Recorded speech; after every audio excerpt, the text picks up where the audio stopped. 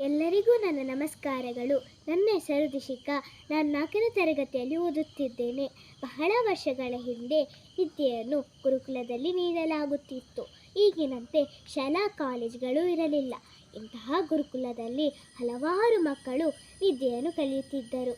ಇವರಿಗೆ ಗುರುಭಕ್ತಿ, ವಿಧೇಯತೆ ಕಲಿಯಲು ಆಸಕ್ತಿ ತುಂಬು ತುಳುಕುತ್ತಿತ್ತು. ಇಂತಹ ಗುರುಕುಲದಲ್ಲಿ ಕೃಷ್ಣ ಕುಚೇಲರೆಂಬ ಗೆಳೆಯರಿದ್ದರು. ಕೃಷ್ಣ ಸಿರಿವಂತ, ಆದರೆ ಕುಚೇಲ ಬಡವ. ಇವರಿಬ್ಬರೂ ಗುಣವಂತರು. ಗುರುಕುಲದಲ್ಲಿ ವಿದ್ಯೆ ಕಲಿತ ನಂತರ ಇವರಿಬ್ಬರೂ ಅವರವರ ಮನೆಗೆ ಹೋದರು. ಹೀಗೆ ದಿನ ಕಳೆದ ನಂತರ ಕುಚೇಲನಿಗೆ ಮದುವೆಯಾಯಿತು. ಮನೆ ತುಂಬ ಮಕ್ಕಳು, ಕಡು ಬಡತನ. ಆಗ ಆತನ ಹೆಂಡತಿ, ನಿಮ್ಮ ಗೆಳೆಯ ಕೃಷ್ಣ ಸಿರಿವಂತನೆಂದು ಹೇಳುತ್ತೀರಿ, ಅವನ ಸಹಾಯ ಪಡೆದು ಈ ಬಡತನವನ್ನು ನೀಗಿಸಿಕೊಳ್ಳಲು ಸಾಧ್ಯವಾಗದೇ ಎಂದಳು. ಆದರೆ ಕುಚೇಲನಿಗೆ ಹೆಂಡತಿಯ ಮಾತು ಸರಿಯೆನಿಸಲಿಲ್ಲ. ಈ ನನ್ನ ದರಿದ್ರ ಸ್ಥಿತಿಯಲ್ಲಿ ಕೃಷ್ಣನನ್ನು ಕಾಣುವುದು ಹೇಗೆ, ಗೆಳೆಯನ ಮುಂದೆ ಕೈ ಚಾಚುವುದು ಹೇಗೆ ಎಂದು ಯೋಚಿಸಿದನು. ಆದರೆ ಹೆಂಡತಿಯ ಒತ್ತಾಯಕ್ಕೆ ಮಣಿದು ಕೃಷ್ಣನ ಅರಮನೆಗೆ ಹೋಗಲು ನಿರ್ಧರಿಸಿದನು. ಹರಿದ ಪಂಚೆಂಗಲೇ ಹೊರಟು ನಿಂತ. ಆಗ ಆತನ ಹೆಂಡತಿ, ನಮ್ಮ ಪ್ರೀತಿ ಪಾತ್ರರನ್ನು ಕಾಣಲು ಹೋಗುವಾಗ ಬರಿಗೈಯಲ್ಲಿ ಹೋಗಬಾರದು.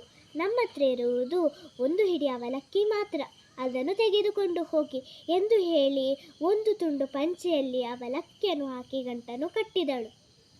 ಕುಚೇಲ ಬೇಸರದಿಂದ ಕೃಷ್ಣನ ಅರಮನೆಗೆ ತಲುಪಿದನು.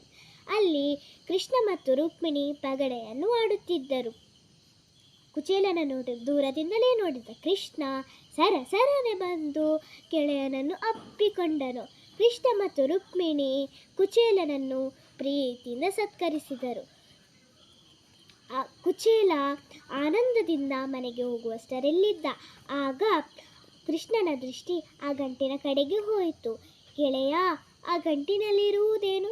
ನನ್ನ ಅತ್ತಿಗೆ ನನಗೋಸ್ಕರ ಏನನ್ನು ಕೊಟ್ಟು ಕಳಿಸಿರುವಂತಿದೆ ಎಂದು ಹೇಳಿ ತಾನೇ ಹೋಗಿ ಆ ಗಂಟನ್ನು ಬಿಚ್ಚಿ ಅವಲಕ್ಕಿಯನ್ನು ತಿನ್ನುತ್ತಾ, ಆಹಾ ಎಷ್ಟು ರುಚಿಯಾಗಿದೆ ಎಂದು ಎಳೆ ಮಗು ಚುರುಮುರಿ ತಿನ್ನುವಂತೆ ತಿಂದನು. ರುಕ್ಮಿಣಿಯೂ ತಿಂದು ಖುಷಿಪಟ್ಟಳು. ಕೃಷ್ಣನ ಸತ್ಕಾರದಿಂದ ಮೈಮರೆತ ಕುಚೇಲನಿಗೆ ತಾನು ಬಂದ ಉದ್ದೇಶವೇ ಮರೆತು ಹೋಯಿತು.